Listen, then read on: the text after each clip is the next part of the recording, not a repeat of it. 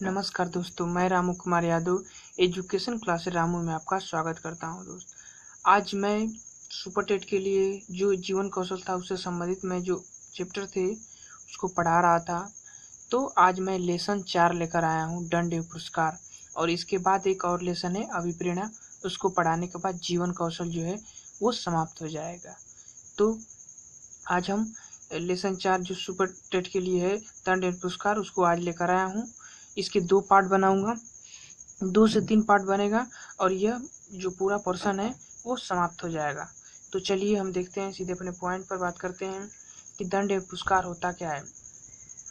ठीक, पहला पॉइंट क्या है कि आरटीई 2009 में 38वीं धारा, देखिए ये मतलब क्या समझाना चाह रहा है कि आरटी 2009 जो है राइट टू एजुकेशन, शिक्षा का अधिकार अधिनियम 2009, उसमें 38 धाराएं हैं और 7 अध्याय हैं। वह एक अनुसूचियां है उसमें। ठीक, अब एक पॉइंट ये है कि आरटी 2009 का सबसे छोटा अध्याय जो है वो पहला अध्याय जो है वो सबसे छोटा अध्याय है। ठीक, अब चलिए अगला पॉइंट है कि आरटी 2009 2 जुलाई 2009 को प्रस्तावित किया गया कैबिनेट द्वारा, मतलब कैबिनेट इसको प्रस्तावित किया। 20 जुलाई 2009 को राज्यसभा में पारित हुआ तथा 4 जुलाई 2009 को लोकसभा में मंजूरी इसको मिली थी। ठीक, और 6 अगस्त 2009 को राष्ट्रपति जी इस पर मुहर लगाए थे, यानी इसको पूरे देश में इसको अपने तरफ से पारित कर दिया था। जब तक राष्ट्रपति का मुहर नहीं लगता है तब तक कोई भी विधेयक उस हमारे जैसे इंडिया में है वो लागू नहीं होता है। तो वह 6 अगस्त 2009 को उन्होंने मुहर मारा है, तो मतलब अपना सिग्नेचर किया। और यह जो आरटी 2009 है यह 1 अप्रैल 2010 से पूरे देश में लागू हो गया था।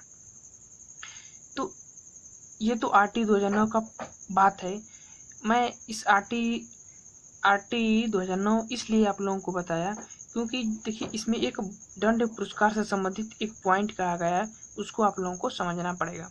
ठीक, ये है पॉइंट कि आरटी 2009 के अनुसार अध्याय 4 में विद्यालय और शिक्षक के दायित्व जो अध्याय है उसमें यह बात कही गई है।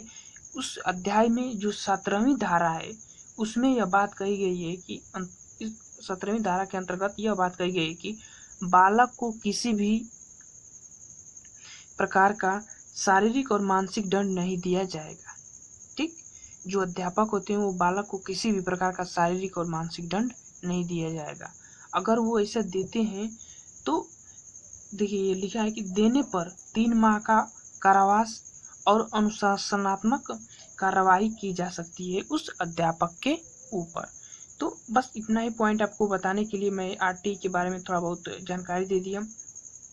अब हम अगले पॉइंट पर चलते हैं। अगला पॉइंट क्या है, देखिए बहुत ही महत्वपूर्ण है कि दंड एवं पुरस्कार मनोवैज्ञानिकों पर आधारित क्रिया है।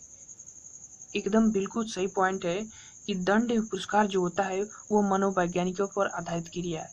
ये नहीं कि आप किसी को दंड दिए तो खूब दंड दिए या किसी को पुरस्कार दिए तो खूब पुरस्कार दिए, ऐसा नहीं। मनोवैज्ञानिक तरीके से उसके जो परफॉर्मेंस है उसके अनुसार उसको दंड देना है या पुरस्कार देना है। ठीक, तो दंड एवं पुरस्कार एक मनोवैज्ञानिक क्रिया है। अब पुरस्कार से संबंधित कुछ परिभाषाएं दी हैं वैज्ञानिकों ने, उस परिभाषाओं को हम समझ लेते हैं। तो हरलाख के अनुसार पुरस्कार वांछित कार्य के साथ सुखद साहचर्य स्थापित करने का साधन है।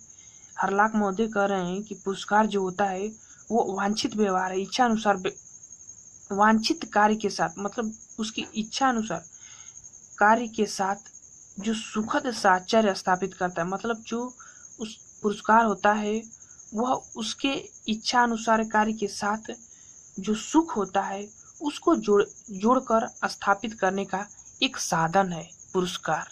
ठीक, अगला है थॉमसन के अनुसार। थॉमसन महोदय क्या कह रहे हैं कि पुरस्कार वंचित कार्य के साथ सुखद भावना को, मतलब जो वंचित कार्य है, मतलब जो बालक करना नहीं चाहता, करना नहीं चाहिए वो भी कार्य, और जो सुखद भावना होती है अनुकूलित आचरण व्यवहार के द्वारा साहचर्य स्थापित करने का साधन है। ये भी एक साधन ही कर रहे हैं पुरस्कार को कि जो कार्य उसके योग्य है नहीं उसको भी उसके सुखद भावना के साथ जोड़कर एक जोड़ने का जो साधन के रूप में कार्य करता है पुरस्कार। और अब नेक्स्ट पॉइंट पर चलते हैं। तो हम लोग नेक्स्ट पॉइंट पर आ गए हैं। अब चलिए, अगला परिभाषा है रायबर्न के अनुसार, पुरस्कार व्यक्ति में अच्छा कार्य करने की भावना जागृत करता है। अगर आप किसी भी व्यक्ति को पुरस्कार देते हैं तो वो उस कार्य के प्रति प्रेरित होता है और उस कार्य को वह करने के लिए उत्साहित भी होता है। ठीक, अब अगला पॉइंट क्या है, पुरस्कार जो है वह थर्नडाइक के प्रभाव के नियम पर कार्य करता है। अब ये प्रभाव का नियम क्या होता है कि पुरस्कार, देखिए, पुरस्कार से भी सकारात्मक व्यवहार उत्पन्न हो सकते हैं और नकारात्मक व्यवहार उत्पन्न हो सकते हैं। तो थर्नडाइक का जो नियम कहता है, प्रभाव का नियम, कि अगर व्यक्ति के ऊपर कोई भी क्रिया या कोई भी कार्य अगर प्रभाव डालता है, चाहे वो सकारात्मक हो नकारात्मक, तो वो उसको एक तरह से सहायता करने का कार्य करता है उसके कार्य के प्रति।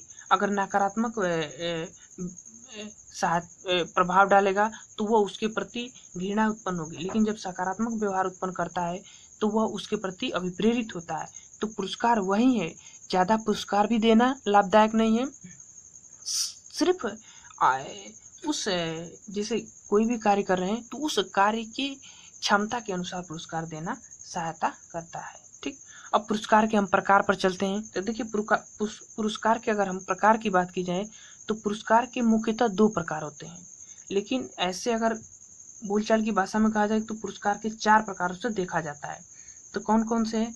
भौतिक पुरस्कार, जिसको मूर्त पुरस्कार कहते हैं, देख सकते हैं, छू सकते हैं। फिजिकल अवार्ड, जिसको सामाजिक या आध्यात्मिक या अमूर्त पुरस्कार, जिसको आप देख नहीं सकते हैं, इसको सोशल अवार्ड भी कहते हैं। और व्यक्तिगत पुरस्कार किसी एक पर्सन को दिया जाता है और सामूहिक रूप से पुरस्कार दिया जाता है। ठीक, तो पुरस्कार में जो परीक्षा में पूछा जाता है कि पुरस्कार कितने प्रकार के होते हैं, तो पुरस्कार मुख्यतः 2 प्रकार के होते हैं।